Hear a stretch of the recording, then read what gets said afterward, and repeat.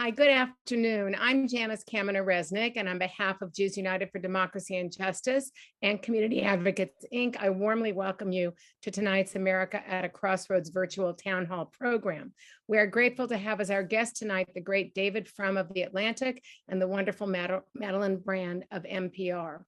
Just a reminder, full unedited versions of all of our programs can be found on our YouTube channel and on our websites. An easy to use link is always provided in every email which I send or which David sends. Our judge leadership team includes former Congressman Mel Levine, David Lehrer, former LA County Supervisor Zev Yaroslavsky, Caroline Kelly, Rabbi Ken Chazen, and me. And you saw our list of co-sponsors on the screen a moment ago, and we're grateful to all of you. Jews around the world are in the midst of celebrating a very joyous ancient holiday called Sukkot. Sukkot is first and foremost a holiday to express gratitude for the fall harvest. It is also a holiday which reminds us of the years of wandering in the desert after having fled Egyptian slavery. These two seemingly disjointed meanings actually are linked. The Israelites did not know if they'd make it to the promised land, and the ancient Jews, being subsistence farmers, did not know if they would have an adequate harvest to survive. In both cases, there was uncertainty and a lot of hard work. Neither freedom from slavery nor harvest bounty arrived without a lot of work, willingness to push forward, even if the outcome was not guaranteed. Sukkot reminds us of the courage, activism, and hard work that was done by our forebears and that must be done by each generation to arrive at justice, freedom, and bounty. This meaning is relevant to the objectives of our America at a Crossroads series. We have all come to realize, if we didn't before, that vigilance, activism, hard work, and yes, courage are required to preserve the promise of our American democracy. We hope to continue to provide programs which inspire us to stay informed, engaged, and strong as we strive to shore up the democratic foundations of our country. And speaking of programs, next week we'll host the always great Jennifer Rubin of the Washington Post. Jennifer's new book, just released today, is called Resistance: How Women Saved Democracy from Donald Trump. And we just added another exciting program at the end of October. George will be joining us once again, this time to discuss the American happiness and discontents. He will discuss the 2008 to 2020 era in American life, including issues related to politics, the Supreme Court, and our overall social climate. Now, my terrific colleague, David Lehrer, will share a bit more about others of our upcoming programs. David? Thank you, Janice. I think you missed your calling. You might have been a rabbi given your exegesis on the holidays. It was wonderful. It's a pleasure to be back where we should be on a Wednesday evening with all of you on America at a Crossroads virtual town hall. In the weeks ahead, we will continue to explore the issues that have animated us for a year and a half with important, thoughtful guests. Janice mentioned next week's program. In 2 weeks, the man at the epicenter of Washington's upcoming week of pivotal decisions, West Virginia Senator Joe Manchin, will be joining us. Warren Olney of KCRW will be asking the questions. In 3 weeks, election law expert and constitutional scholar Professor Rick Hasson and legal maven Slate's Dahlia Lithwick will discuss the U.S. Supreme Court's upcoming term and the fundamental issues that are on the court's docket, from abortion to voting rights to gun control.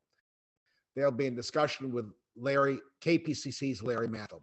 And in 1 month, we will host Professor Noah Feldman of Harvard Law School, a polymath who is expert in the law, foreign policy, social media, and much more.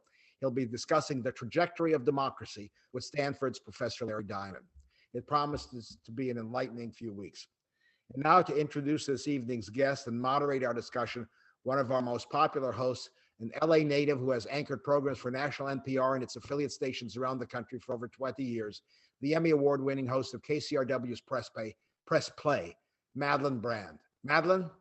Thank you, David. It's such a pleasure to be back. Thank you for inviting me back. I love doing these and having these conversations. I think they're so valuable, and thank you for organizing them and hosting them. We welcome back David Frum. He has been before you recently we have had a similar evening together a few months ago. He is a staff writer at The Atlantic, and from 2001 to 2002, he was a speechwriter for President George W. Bush. He's the author of many books. In 2018, he published Trumpocracy, The Corruption of the American Republic. And in 2020, he published a second volume about the Trump era and its consequences called Trumpocalypse, Restoring American Democracy. David, welcome back. Thank you. I'm so glad to be here. I'm so glad to talk to you again. So before we get to the main event, which is, of course, the influence that Trump continues to exert over our republic, I do want to talk to you about COVID, because you tweet a lot about it, about vaccinations, about mandates, and that kind of thing. There's some good news out recently. New modeling by NPR reports that we may not have the winter surge that many are fearing. And yet at the same time, just 55% of Americans are fully vaccinated, and about 2,000 a day are dying of COVID. We are still in the midst of this pandemic. So I guess as someone who posts a lot about this, thinks a lot about this, is obviously on the vaccination side of things, how do you understand people not getting vaccinated, choosing not to get vaccinated in the face of all the overwhelming evidence that this is and can be a lethal disease? That's one part of the question. The second part of the question is, how do we, on the vaccination side, talk to that side? Yeah. I pride myself on being a pretty dispassionate and calm and collected person. I don't react to things. But this one is difficult for me.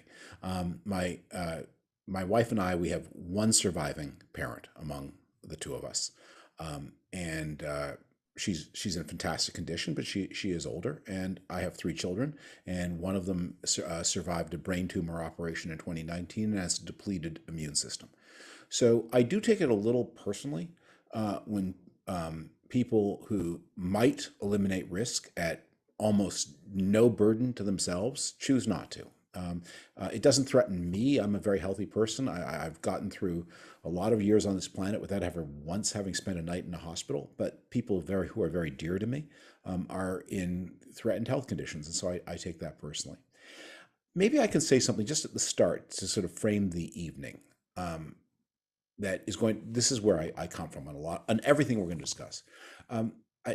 There's a midrashic discussion about how we all should keep in our pockets at all times two passages to guide us, and sometimes look at one and sometimes the other as needed. And one is, I am dust and ashes, and the other is, from me was the whole world created. And sometimes you need to remind yourself of one and sometimes of the other. So I think tonight, I hope there are many reasons to feel positive, confident, and optimistic about America in the 2020s. But there are also many reasons to be alert. And we have discovered both the danger that the country faces and the power that Americans have in their hands to meet that danger. And we shouldn't let either one of those truths be lost. We should keep them carefully in balance. But how do we talk to the people? I mean, as you say, you struggle with it. You take it personally. You have said in the past that one side can't ignore the other side in the political debate. You've put it more eloquently than that. But it seems that the chasm is ever wider now. Well, there's a mistake that shows up in many discussions, whatever the problem is. So one of the things that social scientists have taught us is when you're dealing with someone who has a problem, whether it's chemical dependency, whether it's obesity, any kind of problem, that belittling and shaming does not work. And that is a well-attested fact. Belittling and shaming does not work. So many people have inferred from that the opposite. Well, if belittling and shaming doesn't work, therefore affirmation is the right thing to do. There you're stealing a base. It is wrong to belittle and to shame, but it's not true. It's not true, or there's no reason to think, there's no evidence for the proposition that making people feel good about their choices has the equal and opposite effect. So we're told again and again that it's wrong, it's impractical, it's counterproductive to shame people who refuse the vax. And that there seems to be a lot of evidence for that. But there is no evidence that flattering them is going to help. And so where I have come down, and I have this now 100-part Twitter thread where I do this, is there is enormous evidence that putting a real world price on being non-vaxxed works. But there are a small number, the people who are watching this podcast, or whatever we're going to do, this video cast, we're highly politically attuned. We're highly involved with public affairs. We all have strong views. And most of the people we know, or at least are intimately know, are the same way. And so the anti-vaxxers, if you happen to have the misfortune to know such a person, they're probably as committed to their point of view as you are to yours. But it's important to keep in mind that most of the people who are refusing the vax are not like that. They are people who are anxious, who are responding to little pieces of information, and they respond effectively to meaningful incentives. And so I've been chronicling how there have been all of these stories about how if you impose a vaccine mandate, people will quit their jobs in the thousands, and that turns out to be radically not true. When you put a little bit of a price on the anti-vax, you do discover in certain places a certain number of people who are willing to lose their jobs, and they probably should. But most people then think, well, I was afraid, but if it's expensive, I won't do it. I'll take the vax. So mandates work. The stick I should say mandates are working. And they and you can see, and I have every day I post a dozen examples of this, of places where mandates work and where the threat that mandates will be counterproductive turns out to be untrue. How do you rate President Biden's handling of this? There has been a bit of confusion on the booster issue. I think this week we were all supposed to be getting boosters at the outset of his announcement, and that has been dialed back significantly. How do you rate his performance overall in terms of handling this? Well, one of the reasons I'm glad to see the back of President Trump is I think it is a deleterious thing in our politics to turn our politics into a variety show in which the president is the star, and how we feel about things it becomes an evaluation of the president as a candidate, as a character and performer. So the president's an employee.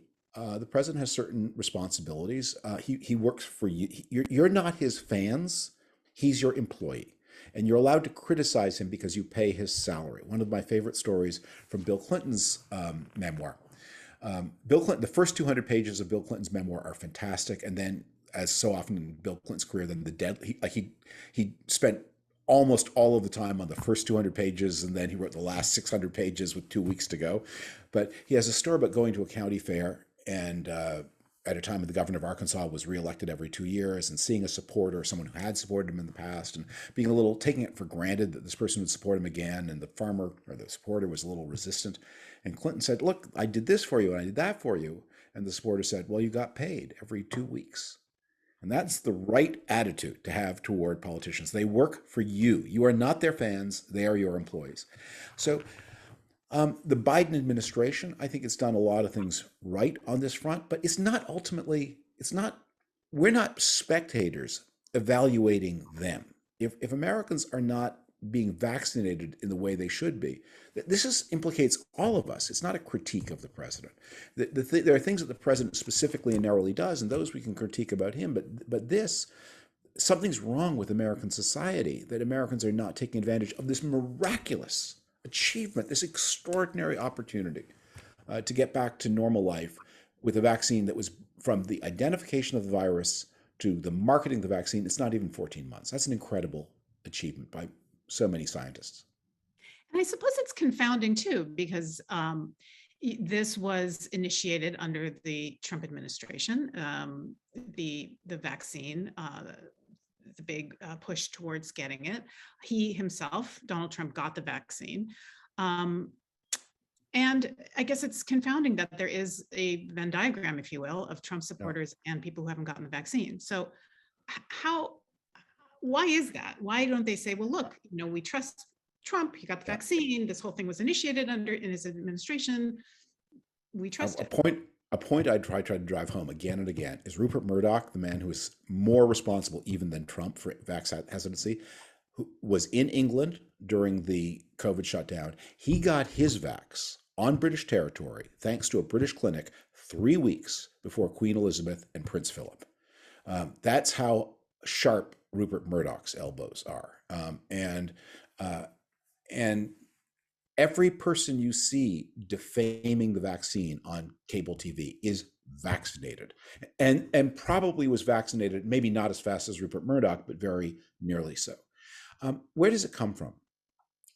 It has become a tribal badge, a test of identity, and in a way that's really kind of upsetting. That there are people, your country people, men and women, people, you might disagree with them. You might have value differences. You might not. You might be angry at them. They might be angry at you. But you're people of one country, and they are dying in order to prove some loyalty to people who don't deserve it, and that's heartrending, absolutely upsetting. And they need help, and the mandate helps them, because people do. We're very few of us are sociopaths. We obey the rules, and we just need to know what the rules are. And if the rule are, you can't get on a plane unless you've been vaccinated. You can't be in a confined space unless you've been vaccinated. People will be vaccinated. What is in it, though, for cable news hosts such as Tucker Carlson, who is probably vaccinated, although he won't say? What's in it for Let me put it this way. vaccine resistance? If you are saying it's too personal, I won't tell you, you've been vaccinated. The real anti-vaxxers are delighted to go on and on about how, the Jews or the Freemasons or whoever are, George Soros. They've got a lot to say. If it's a question you don't want to answer, that means you're a right-winger who has been vaccinated. What's in it for them? I don't think it's as rational as that. I think this story sort of got away from people. That originally this was supposed to be a troll, a gag, a point. And then I think what has happened here is that the audience became more powerful than the people manipulating the audience, and that there's now no way out. I mean, and one of the things that has been both tragic and also, if you're a professional, my sense of humor is not as dark as that of a professional comedian, but a professional comedian, there are all these like B and C tier radio hosts who are actually dying because they didn't understand it was a lie.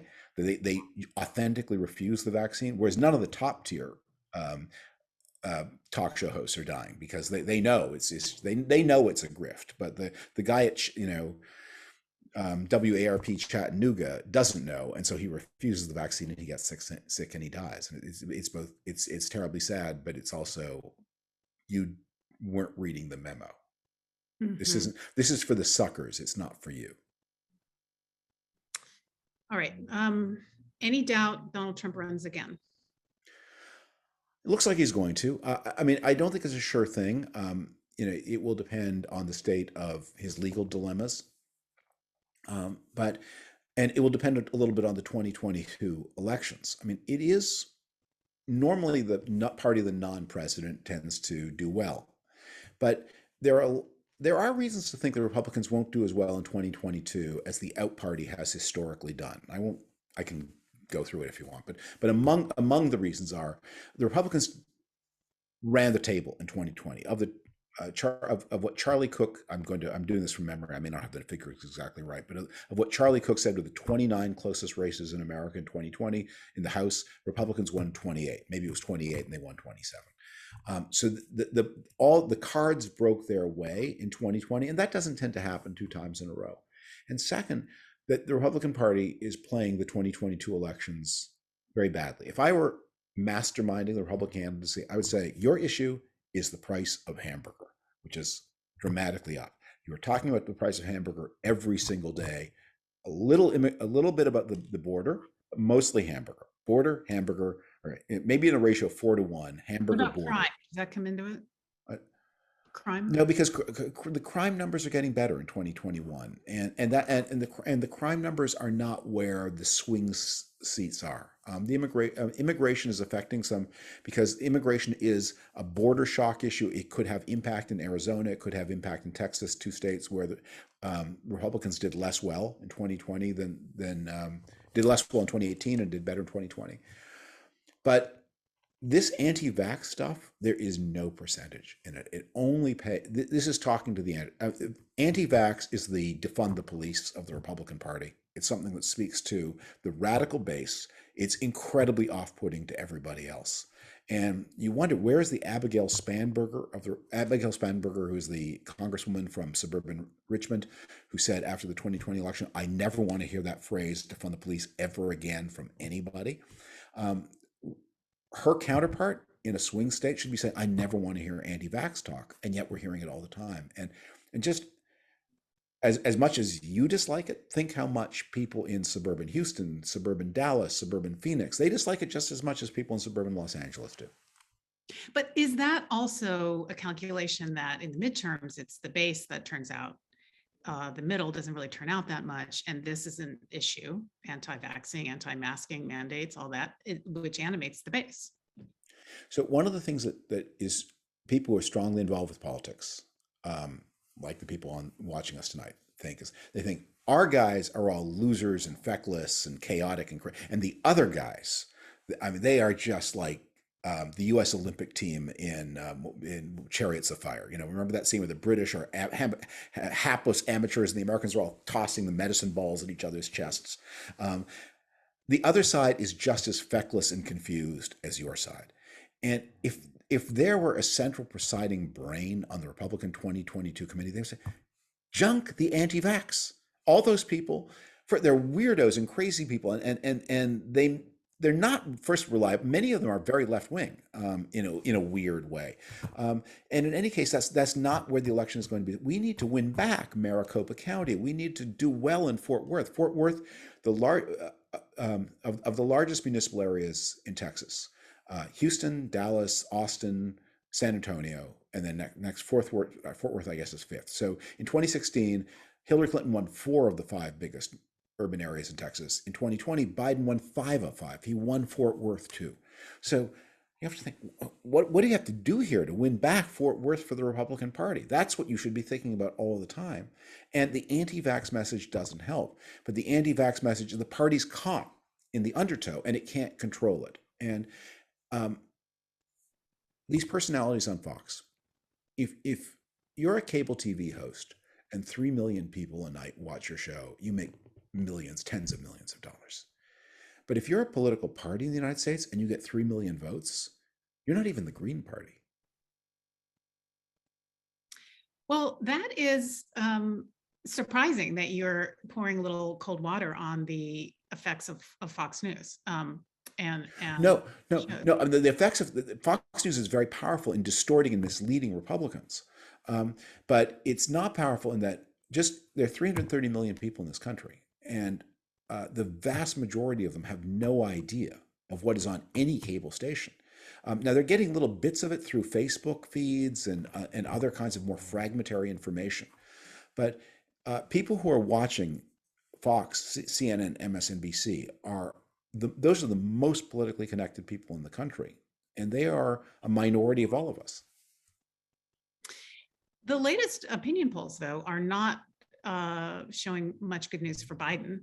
I believe he's underwater, 43% approve, 51% disapprove, according to one recent poll. And many more strongly disapprove than strongly approve, which indicates, I guess, a passion gap. Does that spell bad news for the Democrats in the midterms, or is it a year out and a lot can change? It's a warning sign. I mean, I remain a registered Republican. I mean, I have different views from the many people in the Biden administration, but one of the things that the Biden campaign did very well. I hope this is a true story. I hope I'm repeating truth. That the story I was told by a friend of mine was when you got a job on the Biden campaign, the last question was, oh, by the way, do you have Twitter on your phone? And if you said, yeah, they say, delete it. We never want you to read Twitter at all. We want you to keep in mind who our voters are. So price of hamburger at Walmart has now crossed north of $5 a pound. Pork is up, chicken's up, eggs are up a little less, milk is up a little less. But if you are doing the food basket that the typical American family does, it's painful. It's been a tough year.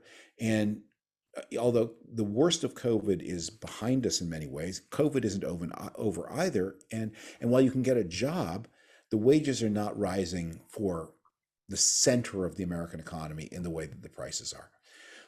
And so those bread and butter issues are tremendously important. And the people who talk about politics are not worried by the price of hamburger, which is just the nature of things. But the people who cast the decisive votes, they are worried about the price of hamburger. So what does Biden have to do to get the price of the hamburger down to? Well, there's probably not a lot the president can do about the price of hamburger, but what the president can do is drive the job market and deliver other things, deliver other kinds of benefits. The president can make an economic proposition. But look, in the end, what will decide 2022 is actually not the job that Biden does, because presidents do the best job they can in the first 2 years. The question is, does their opposition look reliable and credible? And the thing Biden has going for him is the Republicans do seem committed to making 22 a referendum on vaccination rather than the price of hamburger. If they made it a referendum on the price of hamburger, they'd win the House, obviously, because they'd have the wind at the back and the hamburger issue is real. But they're going to make the issue vaccination and vaccination mandates, and that is so unwise that that may save Biden despite the price of hamburger. The conventional wisdom is that the Democrats will lose seats and therefore lose control, perhaps both. Do you think that that just this year, because of extenuating circumstances, that conventional wisdom will be upended? Well, if you asked me to bet $100 on what would happen, I guess I'd bet that they lose the House. But I'd want, if I were really doing this I'm not a gambler, but if I were sophisticated, I'd want to do a $20 side bet, because the Republicans are running a bad enough campaign that even though everything's at their back, the normal gravity of American politics, the desire to send the president a message, the way that the supporters of the president demobilized and the opponents of the president upmobilized, plus what's happening with food prices. Those are all reasons to think that the party of the president would be in trouble, except that the Republicans keep saying that when you're voting for us, you're voting against the vaccine. And they're putting themselves on the 30 and 35% side of a 65, 70% issue. What does the Republican Party stand for right now, besides a pure raw power and trying to hold on to it or trying to get it back? What big ideas is the Republican Party in favor of? Right now, the Republican Party stands more for feelings than ideas. I mean, there are ideas that it could speak to and that I hope it will speak to. But right now, the feelings, it speaks to, look, there's something like 3,300 counties in the United States. And I hope that's right. And I think Biden won something like 500 of the 3,300. And those 500 counties produce something like 70% of the wealth of the United States. So the Republican Party speaks to the feelings of all the other counties that the modern world isn't favorable to us, and not just economically, but culturally. And we're left behind and we're disrespected and we're not successful. And we have all of these terrible health problems. I got into a lot of trouble. I did a podcast yesterday in which I talked about the terrible health outcomes in the world, and I got into a lot of trouble for this because people don't like to be reminded of it, but it's really true. Where you have health problems, where you have obesity, where you have opioid addiction, you have Republican votes, and not because there's anything wrong with Republicans as human beings, but because those problems are driving people, are making people feel despair and making them alienated from the modern world. So the Republican Party speaks to those feelings, but what it doesn't have is a message. It doesn't have well, what do we do about the opioid addiction that is ravaging rural America? What do we do? We don't have an answer to that. And the frustrating thing for those of us who remain Republicans through the Trump years is the project of finding answers has been discredited. That the job is to be the biggest possible troll, to come up with memes. People don't want memes; they want answers, and that should be, when democracy. The whole point of democracy is to have different parts of the society who want power, they want the advantages of power, and they should be competing to offer solutions as their way to get power. And right now, Instead, we're competing by offering trolls. So if the Republican Party has become the party of white grievance from what you just said. And not only white. I mean, actually, the Republicans did very well among Latino voters in 2020. Don't overlook that. Right, especially in southern Texas. All over the country, actually. And because we are a melting pot, and we are creating a new people. And categories like white and non-white are going to seem already seem very old-fashioned to everybody under 30, and soon will seem old-fashioned to everybody. We're creating a new American nation with new rivalries, and so a lot of people whose parents were Latino, or who they might regard whatever. I don't know how they'll describe themselves. I won't speak for them, but Trump and the Republicans did well with that group in 2020. That's a real fact about American politics that needs thinking about. And what have you thought about it? What is the reason for that? I'm not gonna.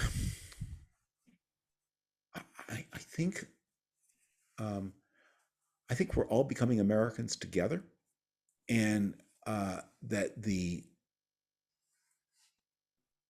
fact of being a man who doesn't have a college degree and who makes his living in an occupation exposed to global competition in which it's harder to be an American than it used to be, that fact is more powerful than the fact of whether your grandparents came from Poland or El Salvador. Can you also talk about the appeal of personality and the appeal of Trump's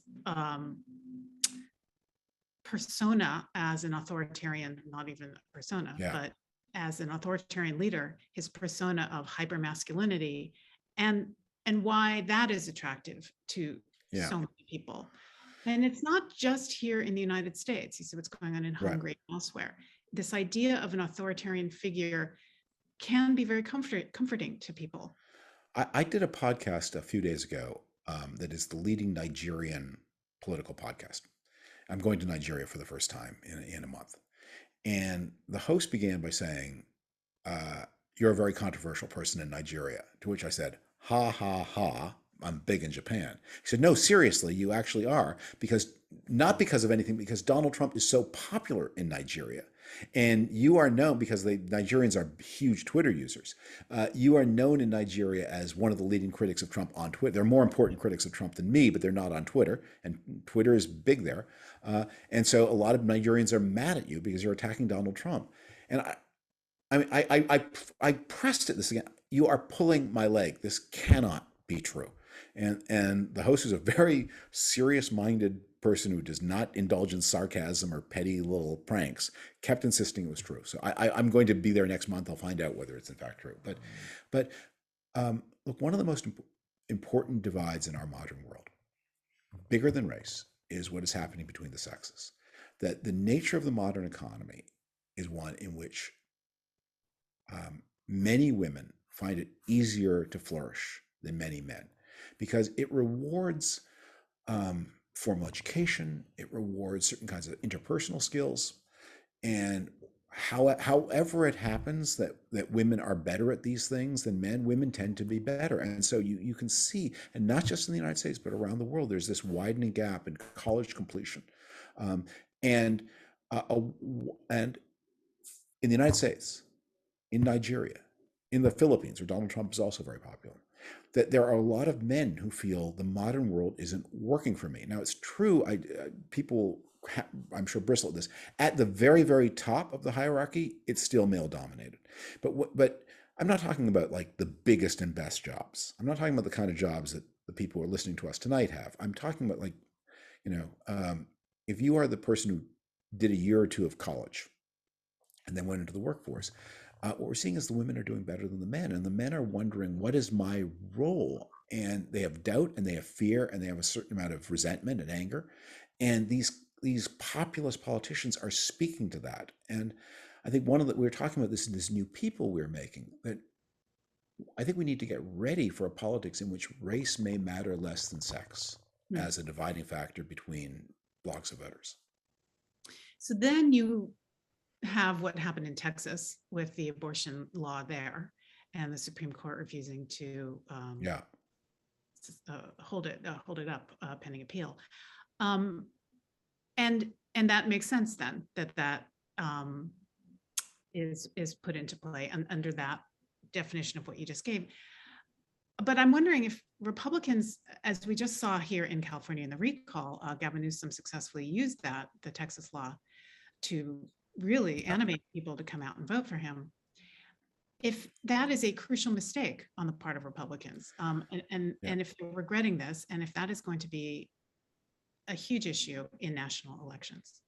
Bob Dole used to give this piece of advice to new members of Congress. You always want to be for the bill that failed and against the bill that passed. Because when the bill passes, people will discover things in it that you don't like. You want to say, I was against that bill. I had this other bill that didn't pass. That was the one I was for. That was the one, that was the free gumdrops and HOV for lanes for everybody bill of 20. So I don't think that bill in Texas was meant to pass. I want to say something here about Texas and California, because Texas is becoming a more competitive state. California is becoming a less competitive state. And this recall, what a farcical thing it was. And I have a lot of criticism of the California Constitution. I mean, unless the governor has committed some heinous act, the governor's up every 4 years. That's enough time to evaluate the governor. So yeah, if there's a crime, you need an impeachment process. If the government hasn't committed an impeachable offense, then wait 3 years and vote the governor out of office. But California is really suffering from being a one-party state in a way that Texas is too. And just as Texas needs to come into the modern age, California needs to find a way to get back to two-party politics and away from the factional politics within the Democratic Party. I mean, you have serious issues, everything from your pension system to the homeless on the streets, and people need real, meaningful competition. That clip of the mayor of San Francisco explaining why she didn't wear a mask herself while everybody else did. If a candidate who had the hot breath of competition at her neck would not have behaved that way. That is someone who just feels like there's really nothing I can do to lose this job, so it doesn't matter what I do. And every political leader should feel, I really could lose this job at the next election if I do a bad job. And they work for you. They work for you. They're not Beyonce. They're not your heroes. They work for you, and they need to know that they could be fired if they mess up or if they misbehave. And California needs to find a way to bring back two-party competition. This recall was not it, but there needs to be a way. Well, I mean, the demographics are just against it at this point. It's the Republican. Why?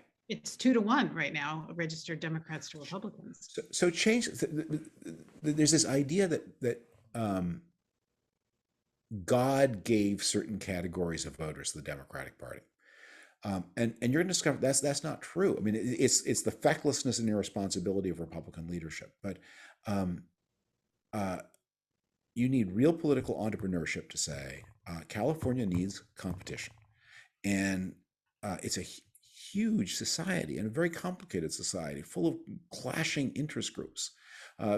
And they don't belong all in one party. And if they do, that party then becomes a kind of like the Italian Christian Democrats are their most corrupt. It becomes a brokerage party where it's always making deals in back rooms.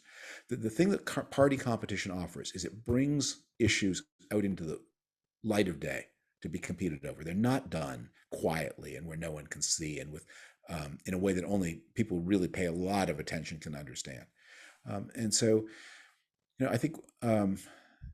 If I were 30 years younger, one of my projects in life would be move to California and try to build a meaningful Republican Party, because it's not just good for Republicans. The more important, it would be good for California to have meaningful political competition.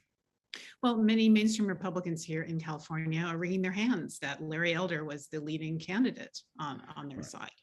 But whose fault was that? Was their fault. That their fault is that it's not. I mean, Larry Elder is a radio talk show host, and that has certain imperatives. But the California Republican Party, it's not the voters' fault. It's never the voters' fault. They're the bosses. They get it's the people applying for the job. It's their fault. They've not given the voters an attractive enough offer. One of the things that you might do, for example, is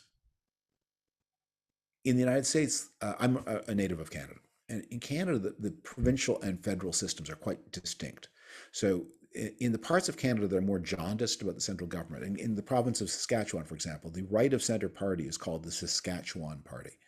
It does not have anything to do with the federal Conservative Party, which is unpopular in Saskatchewan for reasons I won't bore you with. But why not organize a right of center California party that says we don't field candidates for president and U.S. Senate. The Republicans can do that. We are fielding candidates for governor and state senate, and what we're about is saying that prison guards should not make $125,000 a year. Pensions should be funded.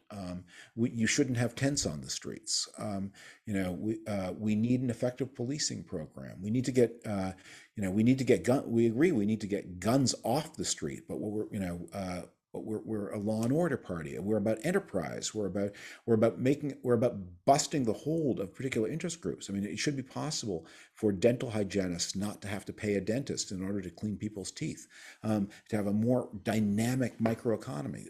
And so you need a party that does those things and is not beholden to whatever goofy thing that people in Alabama think about the presidency of the United States.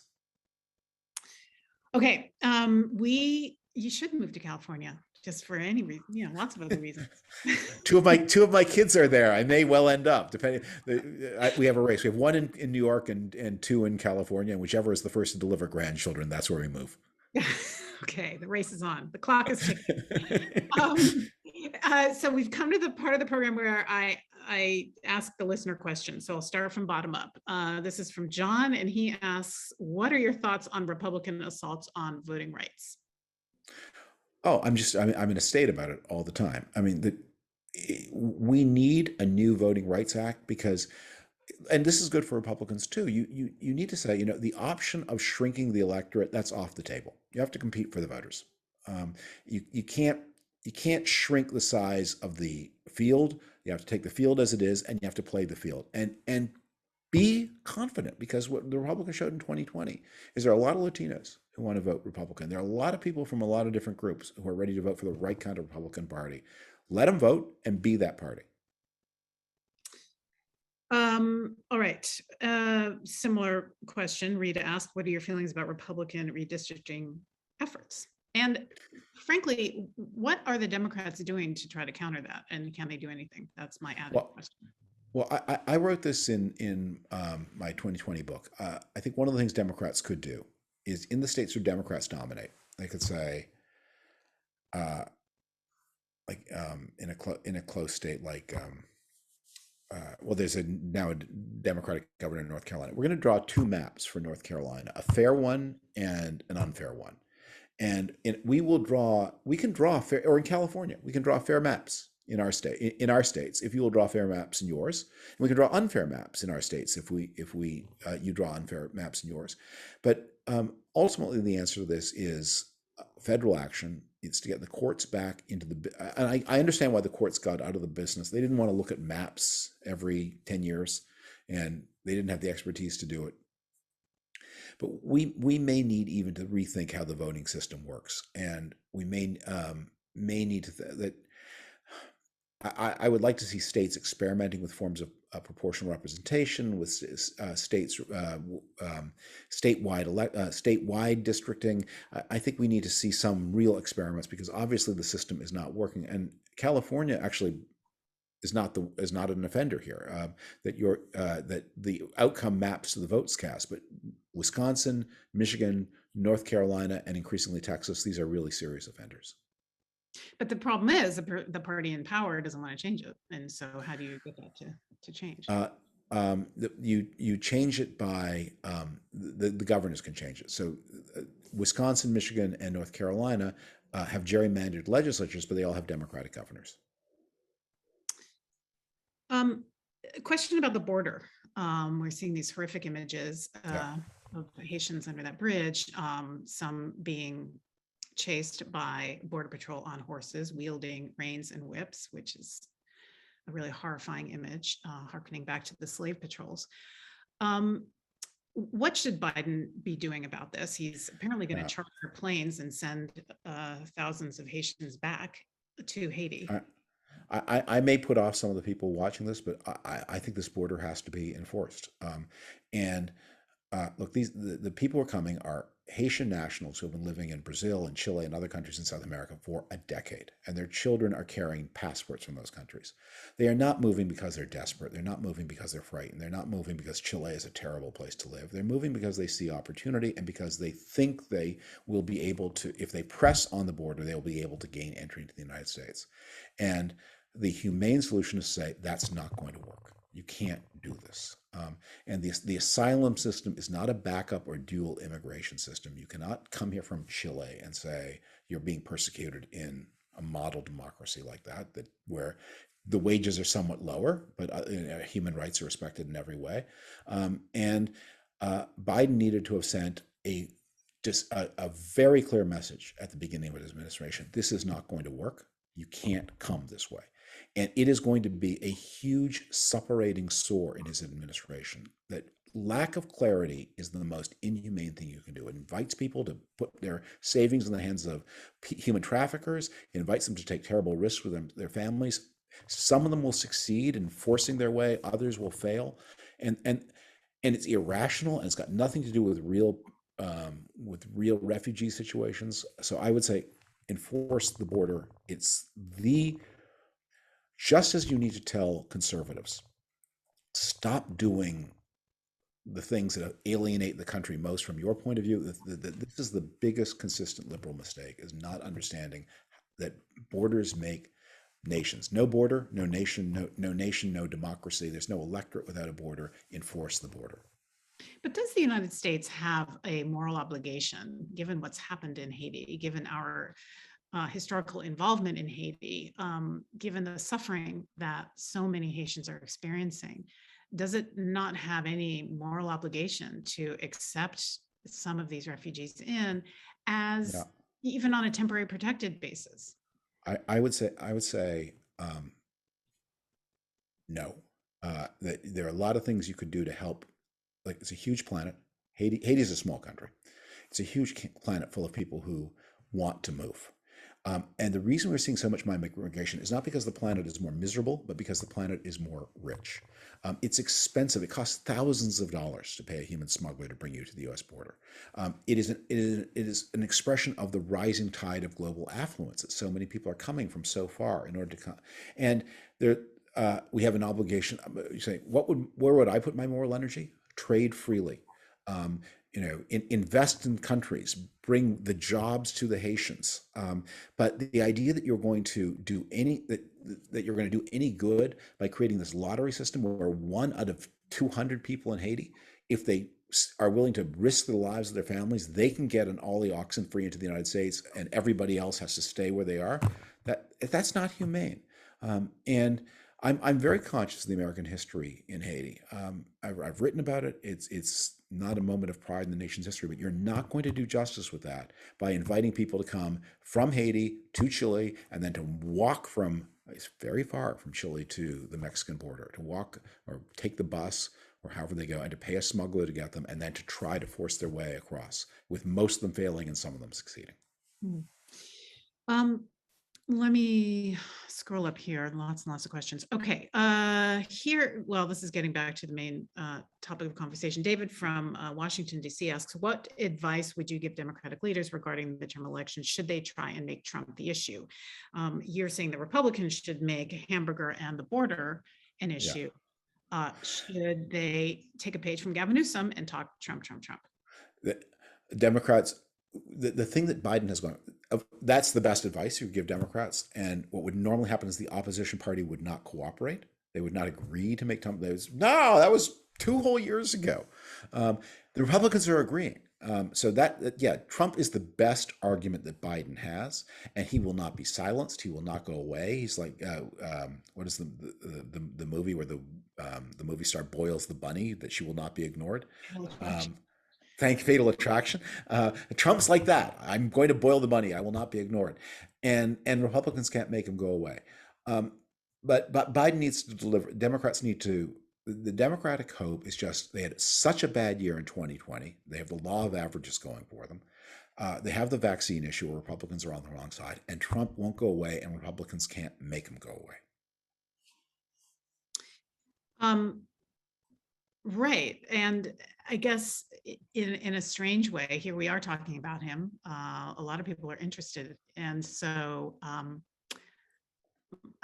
my question is, when do we stop talking about Donald Trump? 400 or 500 years from now, he was president of the United States. People will say, during the Trump years, people would say, "Oh, you're so obsessed with Donald Trump. Why do you talk about him all the time?" I don't know. He's one of 3 people who has the capacity to end human life on this planet on 8 minutes' notice. I think that's sort of worthy of attention. He was, look, you know it's a joke. I know it's a joke. It's absolutely ludicrous this man was ever president of the United States. That he ever had the job that George Washington and Abraham Lincoln did, Franklin Delano Roosevelt and Ronald Reagan. But he did. He was president. He's really, really important, and he might be president again. It's really important, and you shouldn't ever stop talking about it. You shouldn't ever let the fact that he's a ludicrous person doesn't make his position a ludicrous position. He is one of the 3 or 4 most likely human beings on Earth to have the most powerful job on Earth in 2024. What happens to the United States, in your opinion, if he is reelected? One of the questions I was most often asked while he was president was, "Are you an optimist about the future?" And I always evaded that question because I said, "Look, to be an optimist is to be a spectator. It's to make a prediction about the future and to say, I'm sitting here on my chair watching what's going to happen, offer assessments." I think in our political life, nothing can ever be taken for granted. The future is what we make together. This person could be president again. He has been president.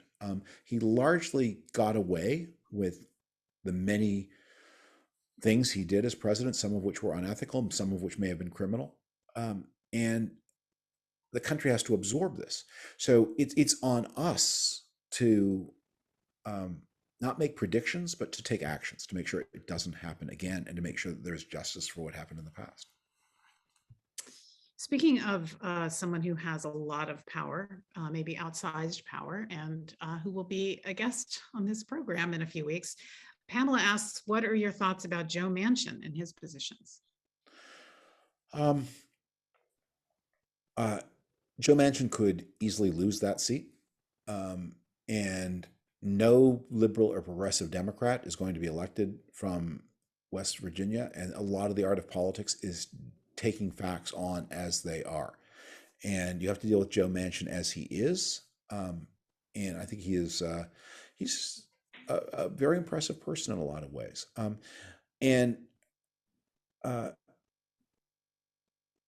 Don't direct your frustration with the general course of American politics on a person who doesn't have a lot of room for maneuver. Direct your pressure on the people who do have a lot of room for maneuver. Although he and Kirsten Sinema are blamed for holding up huge Democratic priorities. Yeah. Should they be blamed for that? Well, suppose you blame them. What do you accomplish? What do you accomplish? And that he also has political, and he's not acting out of pique or spite. He's acting on a reading of his political possibilities, and it's like an upside down triangle. That if the Democrats have created a situation where all of their political possibilities depend on what it takes to survive as a Democratic senator in Arizona and West Virginia, both very conservative states, they have to adjust accordingly. And you can't be you can't do more than your political power allows you to do. And it isn't a good complaint saying to people you should sacrifice your career and give one vote. I don't know, unless you're planning on giving Manchin and Sinema some enormous post-political reward that the American political system doesn't normally allow. I would say also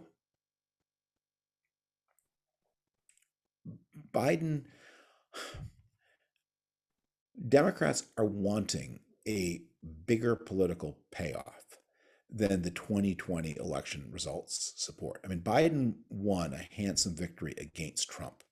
But the Democratic Party did not win a decisive victory over the Republican Party.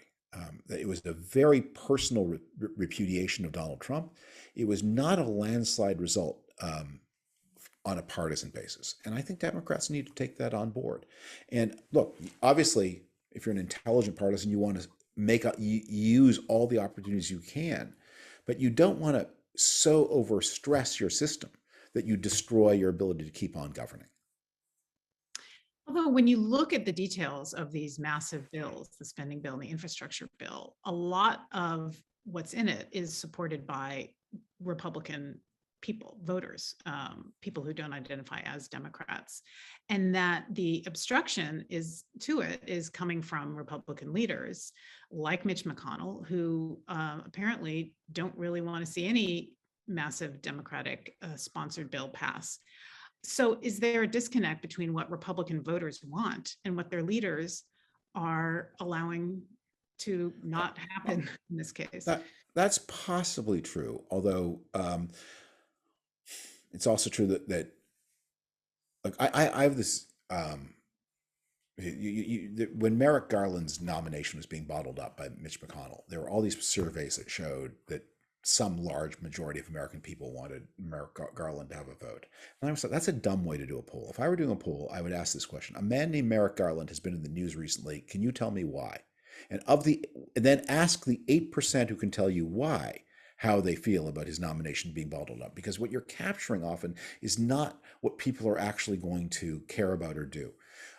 So a lot of politics is about taking facts the way they are. So it's no good saying to Mitch McConnell, you're not fair, you're cheating, or your vote. If your voters ever knew what was in these bills, they would like them. His voters don't know what's in the bills. Neither do your voters, by the way. They don't. Those bills are full of things your voters would dislike if they heard about them. So people are buying the brand name label. That's what brand names are for. That's why we have two-party competition, is to make it easy for non-politically obsessive people to follow politics. And when the Democratic Party wins a crushing victory at the presidential level and a very non-crushing victory everywhere else, it has to adjust. Do you think that any of these big packages, even if whittled down a little bit, will pass this Congress? Look, I think from my point of view, the best thing that could happen is that they fail, and that Democrats react to the failure by getting rid of the filibuster so that in future you can govern the country on a 51% basis. I mean, I don't love these bills at all, but I hate the filibuster. Doesn't Joe Manchin have to agree to get rid of the filibuster? Or one of them, or one of the Republicans might crack or something. But you could, or the Democrats might hold enough of the Congress in 2022 to then do get rid of the filibuster. But for me, getting to majority rule is more important than the contents of these measures. And I don't love these measures, but I do think it's really important that the Senate be governed in the way that every other legislature on earth is governed. A Democratic one is governed, which is 1 + 50 makes a majority. All right. This is close to the end of our time, but you do have, as we give you this opportunity at the end to have any closing remarks, if you'd like to make any closing remarks. I think I would like to say one thing, which is, I know through the Trump years, we've taken, a lot of people have been upset and anxious and worried a lot of the time. But one of the things that the Trump years taught us is politics really matters, and our actions really matter. And if you are part of the political movement, however casual or slight, or however large and however generous you were in helping to defeat Donald Trump, you made history. And you've had the experience of seeing the power of collective action of a free people. And you should be proud of that, and you should believe in that. And I just want to ask everyone not to give up, and to understand the point of democracy is not to win. The point of democracy is to keep moving forever, this process that we collectively do. It's a way we mediate our disagreements, and the disagreements are inevitable. And as this hour has made clear, I have many disagreements probably with many of those watching us, and I'm sure they have many disagreements with me. The question is, can we reason together? Can we govern together? Can we be citizens together? And 2020 showed we can do that. There was this dreadful, corrupt, authoritarian person, and you saw him off, and you were worried about it, got up early, or you voted by mail, or you did whatever you had to do, you saw him off. So believe, have confidence, have faith, and keep at it, because it's never over. It's never over, and it never should be over. Okay, well, thank you. That was a nice way to end. Uplifting comments filled us. Thank you. with I'm so delighted to be with you. Thank you for coming back. And thank you all for joining us. Thank you to Janice Resnick and David Lehrer for producing these programs. And don't miss next week's program. Washington Post columnist Jennifer Rubin discussing her book, Resistance: How Women Saved Democracy from Donald Trump, with Pat Morrison from the LA Times. Have a great night, and I'll see you soon.